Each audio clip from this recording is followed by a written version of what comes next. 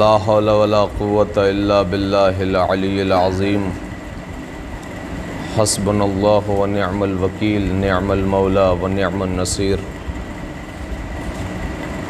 بسم اللہ الرحمن الرحیم الحمد للہ الذی ہدانا لہذا وما كنا لنہتدی لولا ان ہدانا اللہ لقد جاءت رسل ربنا بالحق الصلاۃ والسلام والتحیۃ والاکرام علی النبی المکی المدنی القرشی الہاشمی الابتہی مولانا و مولا الثقلین جد الحسنین ابی القاسم محمد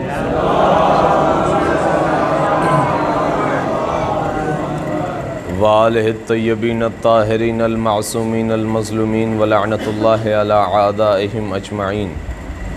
اما بعد فقد قال رسول اللہ صلی اللہ علیہ وآلہ وسلم یا علی انت وشیعتک هم الفائزون۔ صلوات پڑھیں محمد والے۔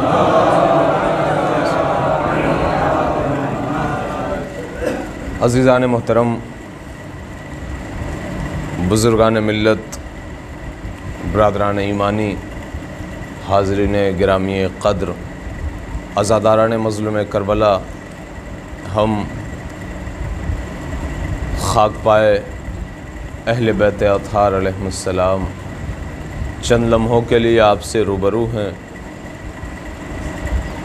الحمدللہ، پروردگار کا جتنا بھی شکر ادا کیا جائے کم ہے کہ اس نے ہمیں اتنی بڑی نعمت سے نوازا ہے کہ جس نعمت کا ہم کبھی نہ شکر کر سکتے ہیں نہ ازالہ کر سکتے ہیں۔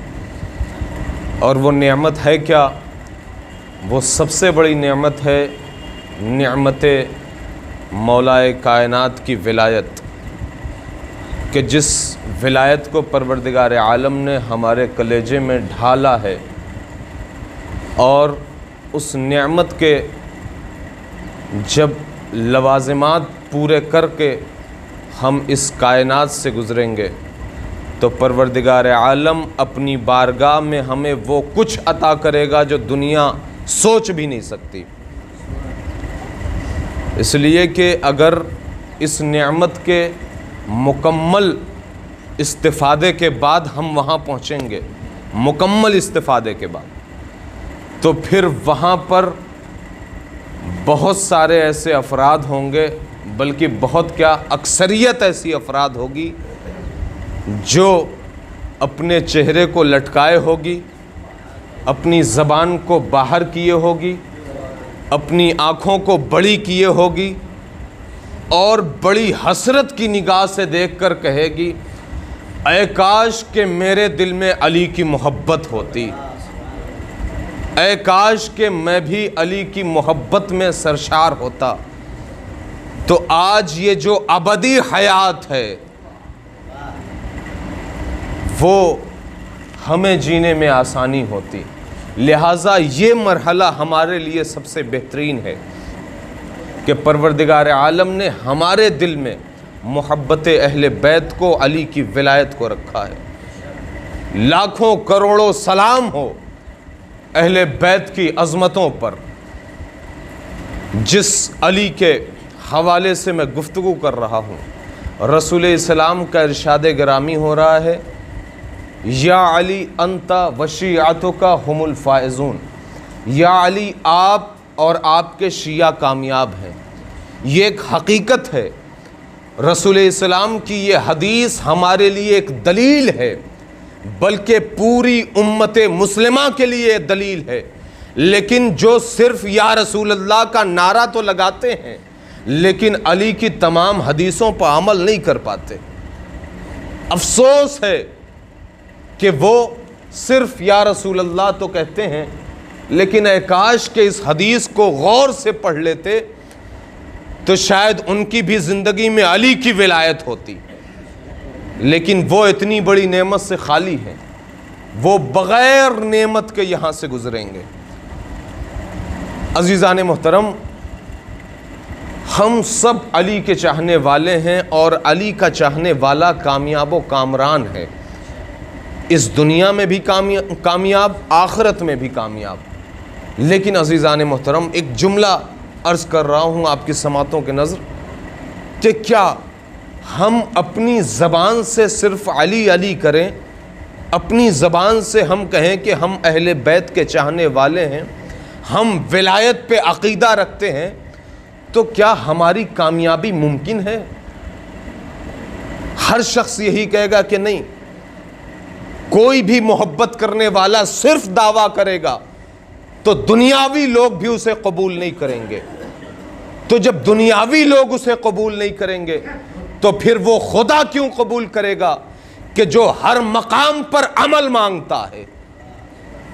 لہٰذا اس نے جو کچھ بھی عطا کیا ہے ان سب کے عوض میں اس نے عمل مانگا ہے، حتیٰ کہ اس نے اجر رسالت میں بھی محبت اہل بیت کو مانگ دیا۔ سب سے بڑی اجرت جو پروردگار عالم نے مانگی ہے اس میں بھی سب سے سستا سودا انسانوں سے کیا ہے۔ پوری توجہ رہے اس جملے پر، سب سے بڑا سودا جو پروردگار عالم نے انسانوں کے ساتھ کیا ہے، سب سے بڑا سودا، لیکن سب سے سستا سودا ہے انسانوں کے لیے، اور اس میں بھی انسان ناکام ہو گیا۔ توجہ ہے نا، اس میں بھی انسان ناکام ہو گیا۔ کہاں اہل بیت کی محبت مانگی ہے اجر رسالت میں، لیکن یہ امت مسلمہ محبت نہ دے سکی۔ محبت، مودت، اللہ نے محبت مانگی تھی۔ یہ نہیں کہا تھا کہ تم اپنے پورے سرمایہ کو میری راہ میں خرچ کر دو، اپنی اولاد کو، اپنے والدین کو، اپنی تمام کے تمام پونجی کو میرے حوالے کر دو، نہیں، بلکہ اجرت میں صرف اور صرف کہا کہ میرے اہل بیت سے محبت کرو۔ لیکن یہ مسلمان اتنا کم ظرف نکلا، اتنا کم ظرف نکلا کہ خدا کو ایک محبت نہیں دے سکا، ایک محبت نہیں دے سکا۔ ہم اور آپ ہر وقت، ہر لحظے، زندگی کے ہر لمحے میں کہتے ہیں کہ بھائی محبت دو گے تو محبت ملے گی۔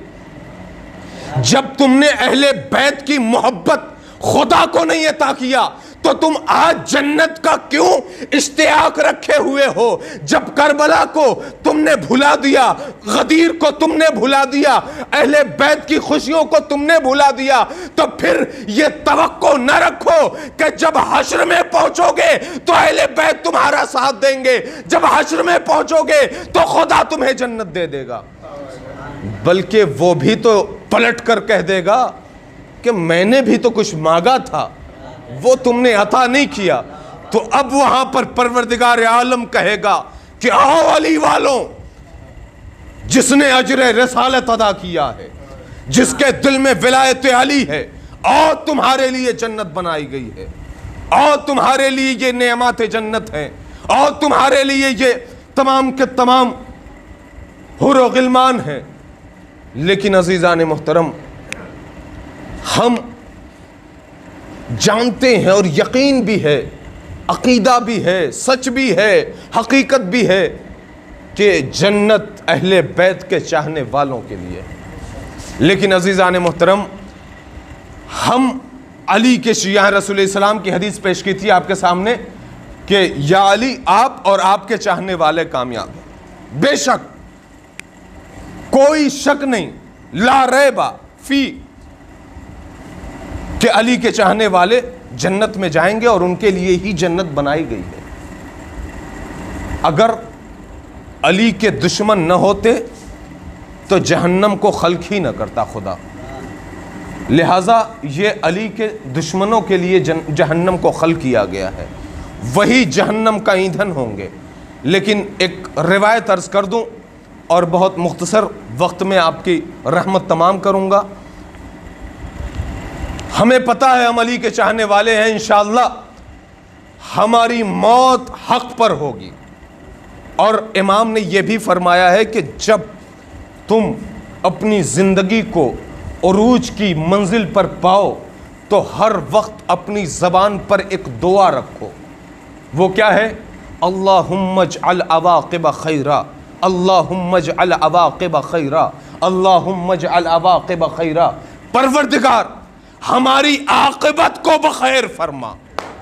یہ امام نے فرمایا ہے، شیعوں سے فرمایا اللہم اجعل عواقب خیرا، کہ پروردگارہ ہماری عاقبت، ہماری زندگی کا آخری وقت حق پر فرما. اس لیے کہ یہ جملہ امام نے کیوں کہا؟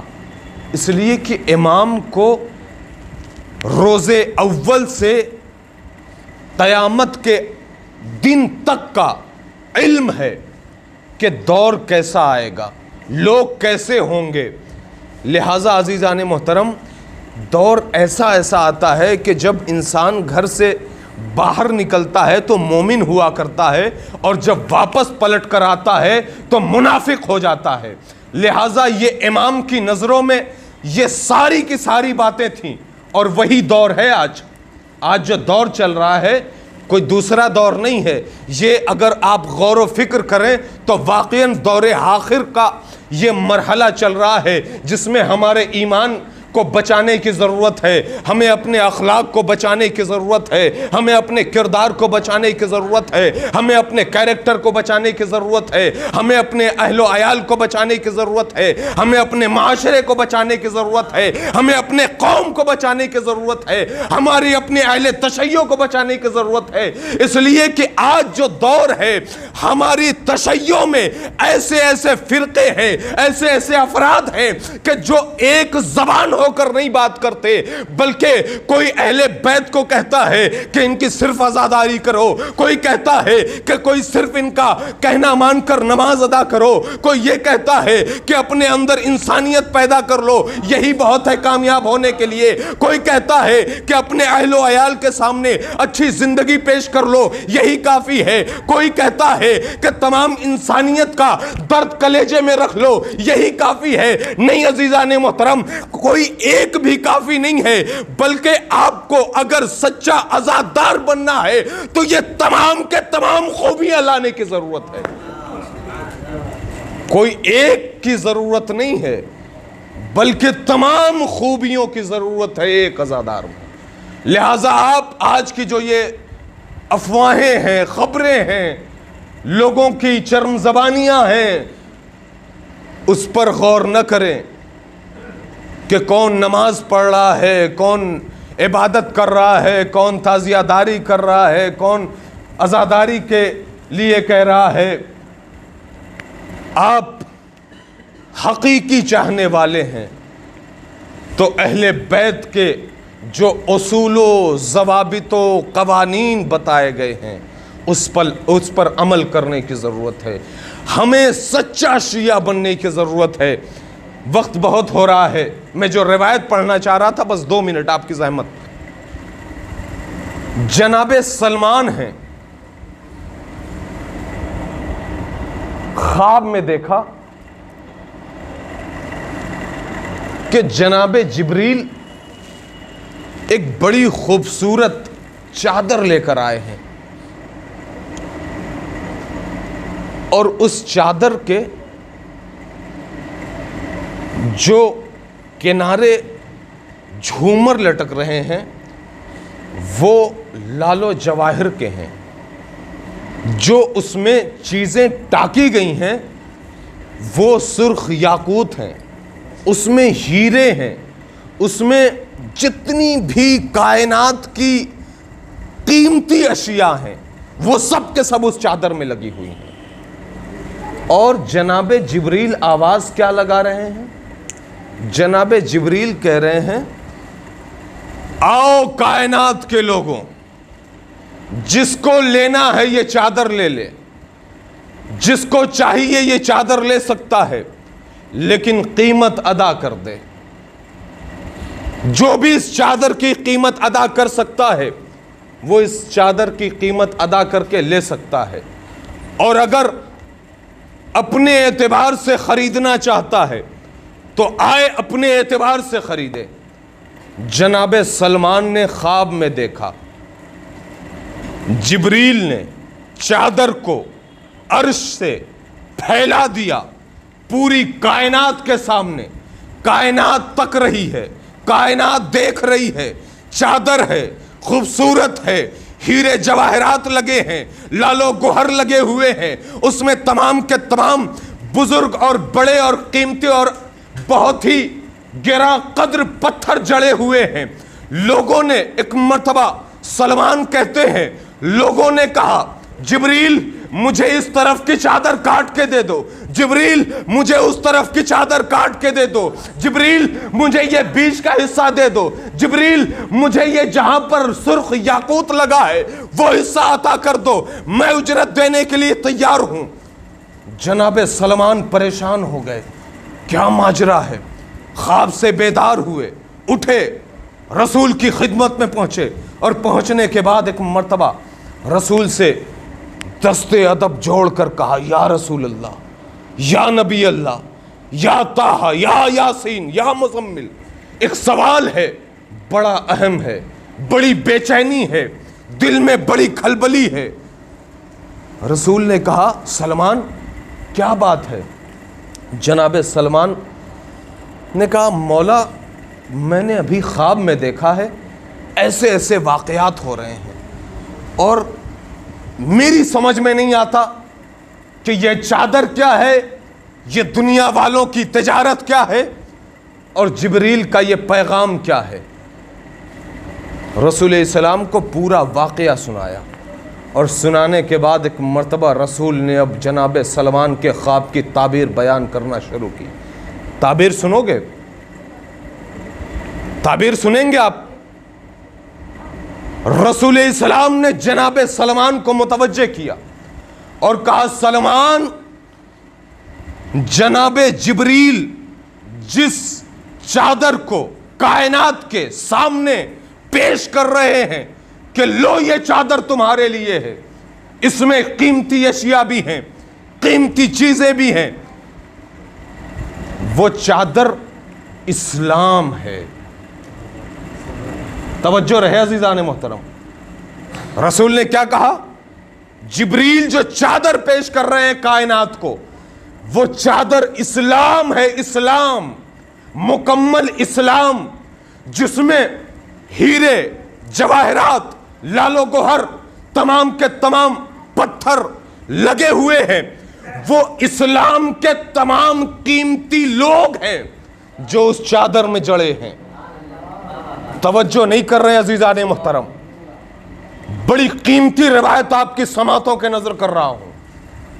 وہ چادر اسلام ہے، اس چادر میں تمام کے تمام جو قیمتی اشیاء ہیں وہ کوئی اور نہیں ہے، وہ اسلام پر مر مٹنے والے وہ تمام کے تمام قیمتی لوگ ہیں۔ اب جناب سلمان نے کہا، یا رسول اللہ، میں ابھی سمجھ نہیں پایا، ابھی آپ کی جو مکمل بات ہے وہ ابھی میرے ذہن میں نہیں آ سکی۔ رسول نے کہا، ابھی بات مکمل نہیں ہوئی ہے۔ کہا، یا رسول اللہ آگے بتائیے۔ ایک مرتبہ رسول السلام نے کہا کہ جناب جبریل نے، پوری توجہ رہے میری طرف دیکھیے، جناب جبریل نے چادر کو پوری کائنات کے سامنے پیش کیا اور کہا، لو یہ تمہارا اسلام ہے۔ لیکن آج امت مسلمہ نے، ہمارے دور کا مسلمان اپنے اپنے اعتبار سے چادریں کاٹ رہا ہے، اپنے اپنے اعتبار سے اسلام کو لے رہا ہے۔ اگر اسلام کی کوئی بات پسند آ رہی ہے میں اس کو قبول کر رہا ہوں، لیکن جو چیز پسند نہیں آ رہی ہے، ارے یہ کون سا اسلام ہے؟ یہ جو چادر تھی یہ پورا کا پورا اسلام تھا، اور جو لینے والے تھے، مجھے یہ چادر کا حصہ دے دو، مجھے وہ گوشہ دے دو، مجھے وہ کنارہ دے دو، مجھے وہ حصہ دے دو، یہ آج کے مسلمانوں کا واقعہ رسول 1400 سال پہلے بیان کر رہے تھے کہ مسلمان اپنے اپنے اعتبار سے اسلام میں تقسیم بندی کر دے گا۔ یہ ہمارا اسلام ہے، یہ ہمارا اسلام ہے، اور جو پسند نہیں آئے گا اس کو قبول نہیں کرے گا۔ لہٰذا ہمیں پوری چادر لینی ہے، پوری چادر لینی ہے۔ ظاہر ہے پوری چادر میں تمام کے تمام قیمتی اشیاء لگی ہیں نا، تو ظاہر ہے آپ کیوں کسی ایک چیز کو لیں گے جو آپ کو پسند ہے؟ مثلا آپ کو ہیرے پسند ہیں تو آپ صرف ہیرے لیں گے، آگے سرخ یاقوت بھی تو ہے، آگے لالو جواہر بھی تو ہیں، آپ کو وہ کیوں نہیں پسند ہے؟ اب جملہ یہاں پر جو مکمل ہونا ہے وہ مکمل کر کے ربط مصائب دوں گا کہ جناب جبریل کی پھیلائی ہوئی چادر ہم اور آپ مکمل لینا چاہتے ہیں یا ادھوری لینا چاہتے ہیں؟ ایسا نہ ہو کہ رسول نے کہا کہ امت مسلمہ ایسا دور آئے گا کہ اسلام کا بٹوارا کر لیں گے، ایک کہے گا ہاتھ کھول کے پڑھو، ایک کہے گا ہاتھ باندھ کے پڑھو، ایک کہے گا بسم اللہ قرآن کا جز ہے، ایک کہے گا بسم اللہ قرآن کا جز نہیں ہے، ایک کہے گا بسم اللہ نماز کے الحمد میں واجب ہے، ایک کہے گا الحمد میں بسم اللہ نہیں ہے، ایک کہے گا والناس کے جانے کے بعد آمین کہنا ہے، ایک کہے گا آمین کہنا حرام ہے۔ لہٰذا اس طریقے سے بٹوارے کے چکر میں نہ پڑنا۔ جو اہل بیت کا حقیقی اسلام ہے، جو جناب جبریل نے پیش کیا ہے، وہ مکمل اسلام لینا۔ ایک صلوات پڑھے محمد والے۔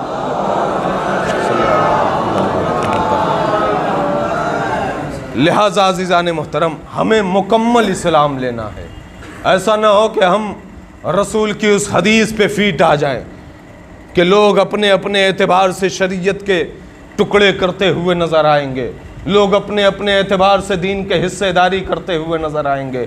نہیں عزیزان محترم، ہم وہ امت مسلمہ کے لوگ نہیں ہیں، ہم ان امتیوں میں سے ہیں کہ جنہوں نے رسول کا بھی خیال کیا، جنہوں نے علی کا بھی خیال کیا، جنہوں نے فاطمہ کا بھی خیال کیا، جنہوں نے فاطمہ کے لال کا بھی خیال کیا، اور خیال ایسے ہی نہیں کیا کہ صرف دعوے کرتے رہا، بلکہ ہم دعوے میں سچے ہو کر، عزادار بن کر، اکٹھا ہو کر، جمع ہو کر اہل بیت کا تذکرہ کر کے بتاتے ہیں کہ ہم اہل بیت کے حقیقی چاہنے والے ہیں۔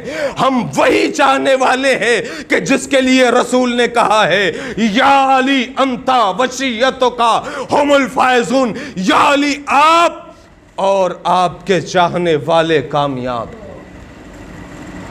آپ کے چاہنے والے کامیاب ہیں۔ شکر ہے پروردگار کا کہ رسول نے ہمیں کامیابی کی سند عطا کر دی۔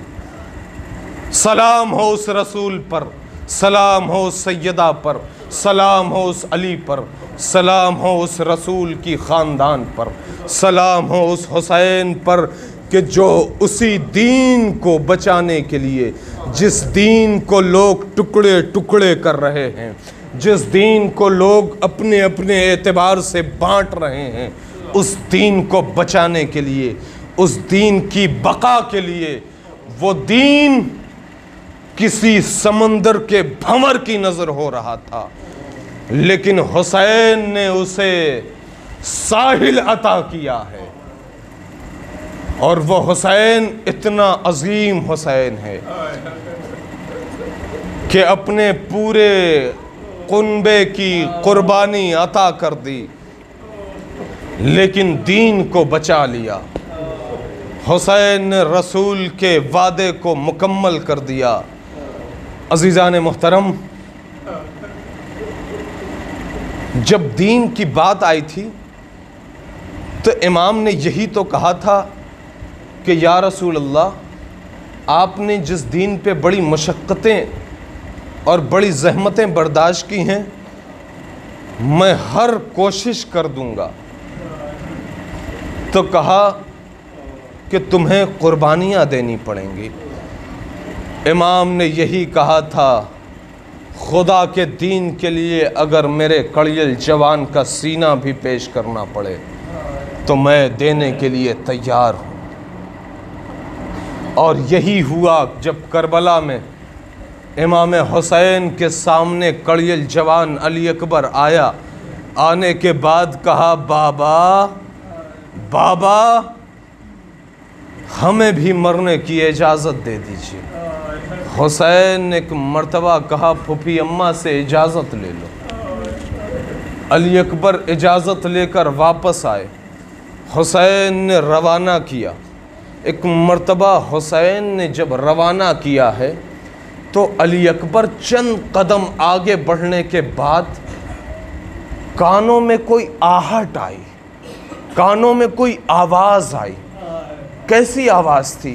ایسی آواز تھی جیسے پیچھے سے کوئی چلا آ رہا ہے، کوئی آواز دے رہا ہے۔ ایک مرتبہ میرے مولا علی اکبر نے پیچھے مڑ کر دیکھا۔ کیا دیکھا؟ میرا ضعیف باپ کمر کو پکڑ کر پیچھے پیچھے چلا آ رہا ہے۔ علی اکبر زین سے اترے اور زمین پر اترنے کے بعد بابا سے کہا، بابا آپ نے تو مجھے رخصت کر دیا تھا، اب آنے کی وجہ کیا ہے؟ اب جو اولاد والے ہیں وہ جملہ سن لیں۔ بابا آپ نے تو مجھے رخصت کر دیا تھا، آنے کی وجہ کیا ہے؟ سبب کیا ہے؟ علت کیا ہے؟ ریزن کیا ہے؟ امام نے کہا، اے علی اکبر، اے کاش کہ تو صاحب اولاد ہوتا۔ جزاک اللہ آزادارو، علی اکبر پہ رو رہے ہو، یہاں جوانوں کا مجمع ہے۔ حسین کا کلیل جوان جا رہا ہے مقتل میں۔ بابا آپ تو رخصت کر چکے تھے، آنے کی وجہ کیا ہے؟ بیٹا صاحب اولاد ہوتے تو پتا ہوتا کہ باپ کے دل میں اولاد کی محبت کیا ہوتی ہے۔ پیار کیا، علی اکبر کو روانہ کیا۔ علی اکبر چلے، میدان میں پہنچے، رجس پڑھی۔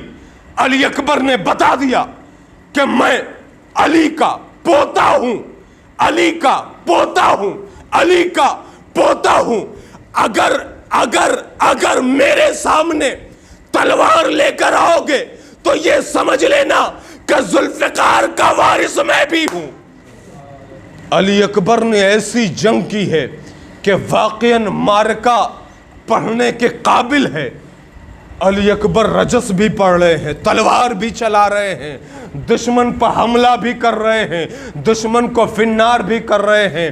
لیکن ہاں عزیزان محترم، ایک مرتبہ یہی علی اکبر ہیں کہ جب وقت آخر آیا اور جب کہیں سے علی اکبر پر وار نہ ہو سکا تو ایک ظالم نے لوگوں سے کہا کہ یہ علی کا پوتا ہے، یہ ایسے قابو میں نہ آئے گا، اسے پیچھے سے وار کرو، پیچھے سے وار کرو، پیچھے سے وار کرو۔ لیکن ظاہر ہے کہ پورا کا پورا مجمع جب علی اکبر کو گھیر لیتا ہے تو ایک مرتبہ ارے سامنے سے ایک شکی نے علی اکبر کی طرف تیر چلایا۔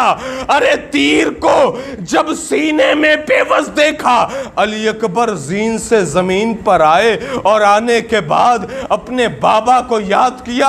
علی اکبر کو پتا تھا کہ میرا بابا لاشیں اٹھا اٹھا کے تھک چکا ہے، میرا بابا صبح سے بڑا تھک گیا ہے، میرا بابا اب تک بڑا چور چور ہو چکا ہے زخموں سے۔ لہٰذا علی اکبر نے اپنے بابا کو مدد کے لیے نہیں بلایا بلکہ کہا، السلام علیکہ یا بتا، السلام علیکہ یا ابن رسول اللہ۔ حسین پہنچے۔ کیسے پہنچے؟ جملہ سنو گے، بس 2 جملہ ہے، یہیں پر مصائب تمام ہو جائے گا۔ حسین علی اکبر کی طرف دوڑ رہے ہیں۔ روایت لکھتی ہے کہ کبھی حسین گرتے ہیں، کبھی اٹھتے ہیں، کبھی گرتے ہیں، کبھی اٹھتے ہیں۔ روایت کہتی ہے کہ حسین بار بار اٹھتے ہیں، گرتے ہیں، اور جب اٹھ نہ پائے تو علی اکبر کی آواز پر امام حسین گھٹنیوں کے بل چلتے ہوئے جاتے ہیں۔ کیسے چل رہے ہیں؟ روایت کہتی ہے حسین بچوں کی طرح علی اکبر کے پاس پہنچے۔ ہاں آزاداروں، لیکن جب علی اکبر کے پاس پہنچے، زانوں پہ سر رکھا اور رکھنے کے بعد کہا، بیٹا ایک ہاتھ سینے پر کیوں ہے؟ علی اکبر نے کہا، بابا میرے سینے میں برچھی کی انی ہے۔ علی اکبر نے جیسے ہی کہا، امام نے ہاتھوں کو ہٹایا، ہٹا کر برچھی کی انی دیکھی۔ اب یہاں پر جملہ سن لینا، کلیجہ تھام لینا، اس لیے کہ اب علی اکبر کا کلیجہ سینے سے باہر آنے والا ہے۔ علی اکبر کا ایک مرتبہ ہاتھ ہٹانے کے بعد حسین نے برچھی کی انی کو پکڑا اور پکڑنے کے بعد ایک ہاتھ زمین پر رکھا اور رکھنے کے بعد ایک مرتبہ فرات کا رخ کرتے کرتے امام حسین نے نجف کا رخ کیا اور ایک مرتبہ یا علی مدد کہا. اب جو ہاتھ کو وہاں سے برآمد کیا ہے، ارے انی کو نکالا تو انی کے ساتھ علی اکبر کا کلیجہ باہر آ گیا. علی اکبر کی روح قفس عنصری سے پرواز کر گئی.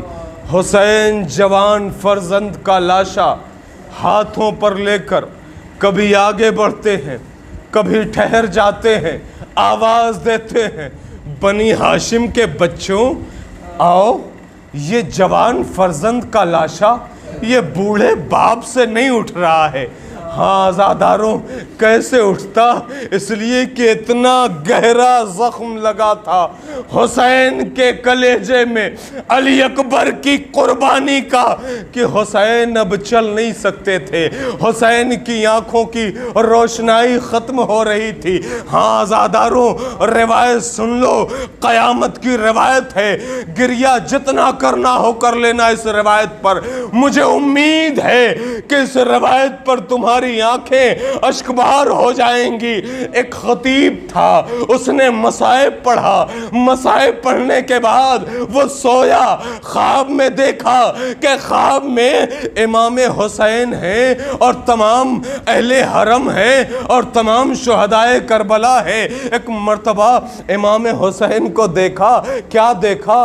کہ حسین کے جسم پر، حسین کے بدن پر بہت زخم ہے، بہت زخم ہے، بہت زخم ہے.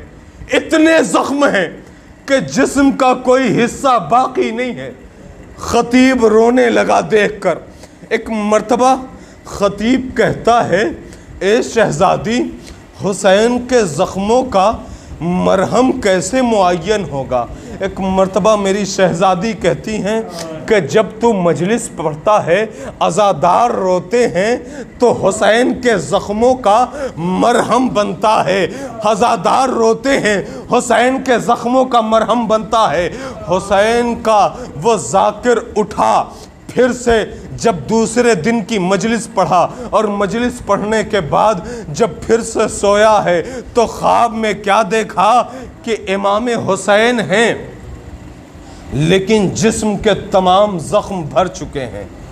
جسم کے تمام زخم بھر چکے ہیں. ذاکر ذرا سا خوش ہوا کہ چلو کم از کم میرے مولا، میرے آقا کا زخم بھر گیا. لیکن اچانک ذاکر نے ایک زخم دیکھا. توجہ رہے، ذاکر نے ایک زخم دیکھا. کیا دیکھا؟ امام حسین کا جسم کا ہر زخم بھرا ہوا ہے، لیکن امام حسین کے سینے پر ایک کاری زخم لگا ہوا ہے، ایک بڑا زخم لگا ہوا ہے. ذاکر رونے لگا، کہنے لگا مولا، ارے یہ کیسا زخم ہے؟ کہے ذاکر نہ پوچھ، ارے جب سے علی اکبر کے کلیجے میں آنے لگی ہے میرا یہ زخم نہیں بھرتا.